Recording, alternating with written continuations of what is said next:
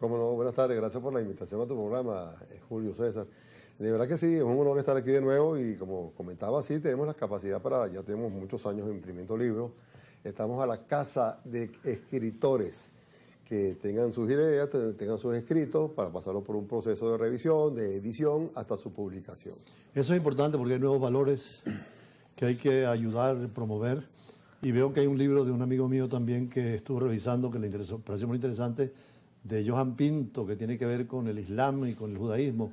Johan Pinto es un escritor también muy joven que está asesorado precisamente por la imprenta y por la dirección literaria de la experiencia que tiene nuestro amigo el doctor Chicote. ¿Por qué esta iniciativa de este libro y el título? Bueno, muy buenas tardes, estimado embajador. Muchísimas gracias por este honor que se me concede. La iniciativa al principio fue principalmente ya por la existencia de material de las raíces judías del cristianismo, de varios autores. Entonces, analizar el origen judío del Islam en idioma hispano era muy escaso para ese momento. Sí, porque hay mucha literatura, dado la secuencia histórica del cristianismo y el judaísmo, pero como ha habido tanta polémica entre musulmanes y judíos, ese tema es interesante profundizarlo. ¿Y qué conclusiones ha sacado? Bueno, la interacción judeo-musulmana, lo vamos a resumir así, ha sido bastante compleja. En la Arabia previa al Islam, habían tribus judías que databan de la época de la cruz del primer Pedro hasta lo que era la invasión romana a Tierra Santa. Entonces ellos hicieron vida en dos ciudades principales, entre esos la Meca y lo que es hoy Medina. Pero eso después del 632 con la muerte de Mahoma, pero ya habían cristianos mucho antes y judíos, por supuesto. Claro, eso ya existían las tribus zoroastrianas, las tribus judías, las tribus cristianas y tribus árabes paganas, previo al Islam. Por cierto, no debes investigar también sobre Zoroastro, que es una religión muy importante en Irán y que está vigente, tiene un gran templo precisamente en Tel Aviv o cerca de Jerusalén. Bueno, el caso del zoroastrianismo, recordemos que fue en Persia. Fue en Persia que su influencia ha sido determinante en las religiones judía, cristiana e islámica. El concepto del Dios único, el monoteísmo, ¿no? Y no solamente del Dios único, sino de las fuerzas del bien y de las fuerzas del mal. Ahora, Alejandro, esa literatura que es novedosa, ¿cómo entra en esa producción que ustedes tienen? Que además están preparando un evento muy importante, más allá de lo económico, la parte cultural y literaria, que es el encuentro de varias embajadas. Sí, cómo no, eso se llama Expo Émbasis. Hasta ahorita estamos como radio, un evento que queremos convocar para este mismo año, donde están uniendo culturas y promoviendo la paz y el reencuentro.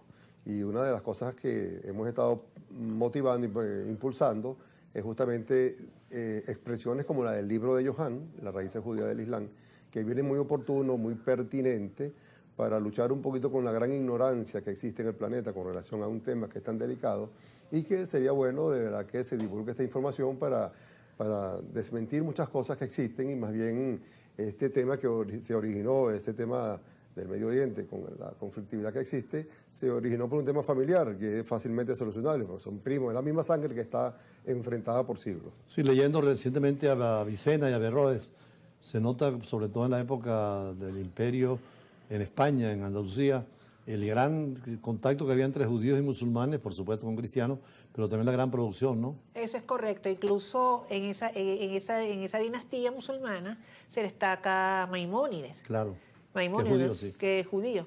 Y además de que muchos de los sultanes y visires y sultanes del imperio andaluz de España eran judíos, eran consejeros, eran visires que aconsejaban en cuanto a la situación política del imperio.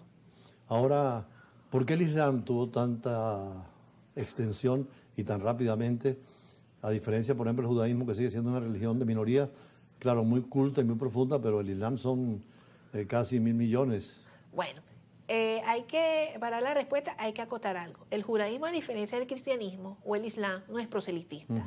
No busca adeptos, sino de que el que quiera convertirse al judaísmo o aceptar el judaísmo tiene que cumplir con los 613 mandamientos. En cambio, el islam, al igual que el cristianismo, ha invitado a otros pueblos a aceptar el monoteísmo del profeta Mohammed.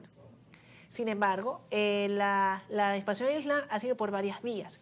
algunos por intercambios culturales o comerciales, por interacción con otras tribus y otras que, bueno, lamentablemente... Por la espada. Por la espada, no hay que negarlo. Sí, sí. Hay ocasiones que ha sido por la espada, pero la mayoría de las ocasiones... Mucha literatura en esa parte, sí.